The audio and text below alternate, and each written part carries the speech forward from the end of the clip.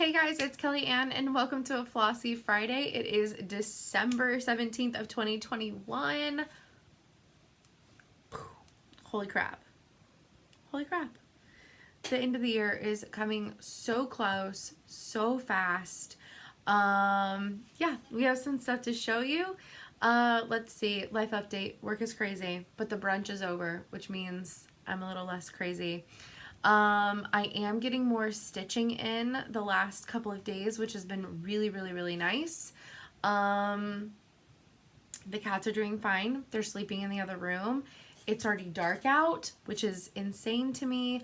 I genuinely hate that it gets this dark this early, only because it makes me tired faster and I don't want to do things.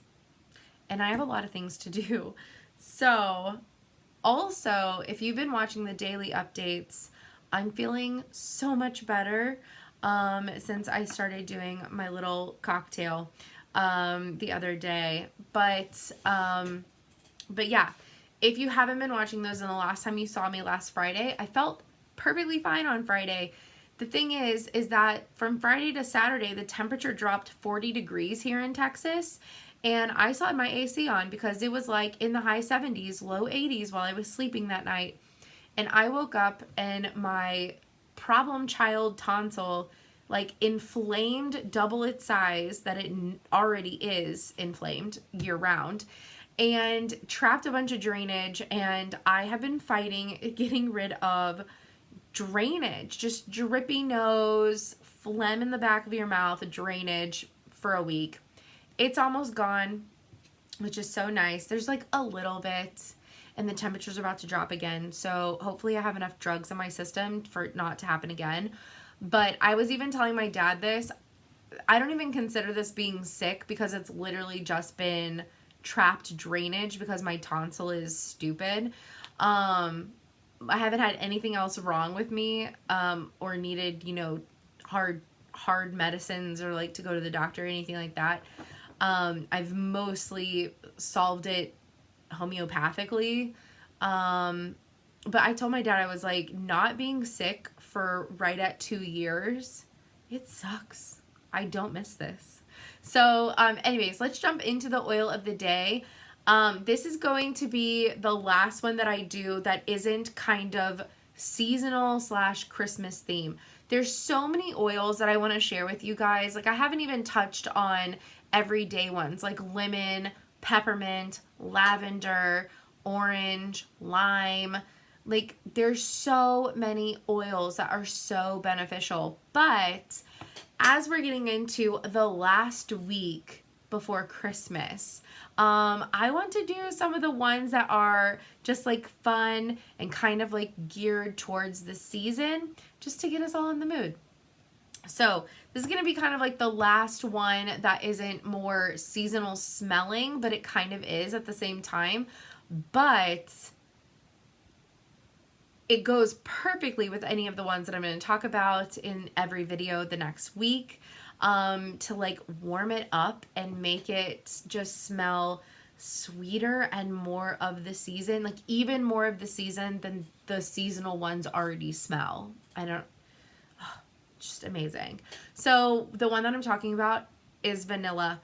Vanilla literally smells good with almost anything. I mean, if you've ever baked, you know what vanilla smells like. It smells like icing and frosting and cupcakes.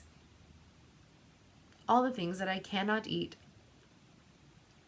And it tastes almost like baking vanilla, but better. It actually just tastes like if you like licked an actual vanilla bean. That's what that tastes like. Okay. So let me read out of my book about vanilla. Vanilla essential oil, created for the first time by Young Living Essential Oils, is the highest known oil in vanillin, which is similar to the chemical structure to the aromatic compound eugenol found in cloves. Recent tests conducted in an independent laboratories found that the vanilla content of this vanilla oil is over 10 times higher than commercially available super concentrated vanilla extracts. The same way that eugenol in clove oil numbs dental tissue, vanillin numbs stress and food cravings. The importance of vanillin is now being investigated by scientists who are researching the ways in which activating vanillinoid type brain receptors can help enhance well-being and combat depression. Its medical properties include mood elevating, weakens or numbs stress, and food cravings. So its use is appetite control and depression. Which, have you ever walked into somebody's house where it smells like freshly baked cookies and been upset? I don't know. And also, since I can't really eat baked goods anymore, which I mean, I guess, okay, I can eat them, but I am keto, so, you know, they have to be a certain kind. And I guess I could get off keto, but I don't want to. So, but it does, if you're like craving sweets, this, like just smelling some of this vanilla can help suppress that. But, you know, you can diffuse this on your own. And I will tell you that vanilla, adding a single drop of vanilla to a blend while diffusing sweetens it up so much. You do not need a whole lot of this. And this tiny little 5 milliliter bottle is a little pricey, but it takes a lot of vanilla beans to get vanilla. Vanilla in the grocery store is even expensive, so like a pure essential oil of it is going to be too, but you have to use so little of this whenever you use it that it's just worth it. But I've mixed this with so many different blends, and I don't want to give too many of those away because I'm going to be talking about them in the next week. But yeah, you can diffuse this one on its own. Or vanilla with cinnamon bark. Your house would smell like snickerdoodles. Just saying. I'm just throwing it out there. But yeah, vanilla is super amazing and can help with a number of things, but also it just makes any of the ones that I'm talking about this next week smell even better. All right, let's jump into some stitching because that's what majority of you are here for. I know that we're all into essential oils now, but that's what majority of you are here for. I cannot remember if I had this finished last Friday or not, but I'm going to show it anyways because I honestly cannot remember.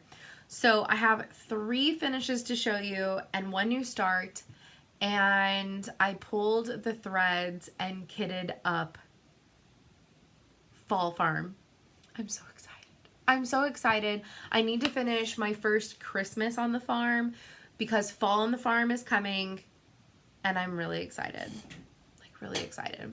Okay, so I did finish Snowy Chalet. So excited. All of these are on 16 count. Picture This Plus confetti that I modified by over dyeing with coffee and tea. But this is the Snowy Chalet. These are out of the, it's called The Snowball collection book from With Thy Needle and Thread. It's just so cute. I love, this looks like the little tiny tin Putnam houses, like 1950s Christmas vibes, just vintage Christmas vibes. I love it. I need to find the perfect fabric for the back. I need to find the perfect fabric. Okay, this one was called Snow Globe Magic, I think. I think it was called Snow Globe Magic. So there's my little finished snowman. I have yet to show him finished. He's so stinking cute. I love him. His little tiny Christmas trees. And he's just hanging out in his little snow globe. Loving life. How they're just gonna be like the sweetest, tiniest little pillows. You can see some of the detail on him. And then this one I'm so excited about. I talked about it in yesterday's video, but I did the words in pink instead of the dark blue, and instead of doing white snow, I did the light blue thread, and I think it came out really cool. I know that changing the snow to blue would not be everyone's cup of tea, but I think it adds to that whimsical 1950s like vibe to, I was just going to do the snowflakes falling in the light blue and leave this down here white, but I kept on doing it because I was just like, I feel like it makes it look more vintage and just gives it that really icy vibe, especially since I changed the word colors to pink. I don't know. Also just, you know, had to make it more my own. So this helped do that. Really love that. And it's a really small start. So I started the family photo. There's 2 patterns in this book. One is the family photo that has the 3 snowmen with the little bird. And then there's the photo booth fun, which is the 3 little snapshots all in a row that make the longer pillow. So it's a tiny start, but I started working on, because this one is full coverage, I started working on the background of the photo. So very small. There's part of the center circle of a snowman, and then part of his scarf and the side of his face. So this is how tall it is. Give 2 rows. So there's 1 row above this and 1 row below this, but that's how tall it is. It's like, it's gonna be so small. It's probably literally going to be the length of my finger and the height of 1.5 knuckles. So it's gonna be super cute. So that's what I started working on. I'm so excited. I'm so excited. This is a quicker video than I thought that it would be. So I am still working on my Christmas farmhouse. This, I have not worked on it anymore as of right now. But fall farmhouse is coming soon. And the website only has the list of the classic color work. So I kind of, some of them you can find a conversion for and some of them you can't. So I Googled all of them and I found similar colors. So that way I could go ahead and pull my color list. I am missing 1 color, but I think I'm going to keep the winter and the fall set together because I want to kind of do them simultaneously. And this color is in the winter one, so I'll have to buy more of it. But I need 3371, the super, super dark brown. So just keep in mind that that one's not on here. And I did add a blue. I added 924 because I really love that color. And I'm going to find some place to put some of that color. But I pulled a piece of 32 count Lugana. This is 32 count Lugana Picture This Plus Ariel. So for the farm version, or for the farm version, they're both farm versions. For the fall series, I pulled Heartland. So there's the colors that I pulled. They're close enough. Close enough to the called for. I love this palette. I love this color palette. I think it looks so great. So I'm so excited. I'm very excited.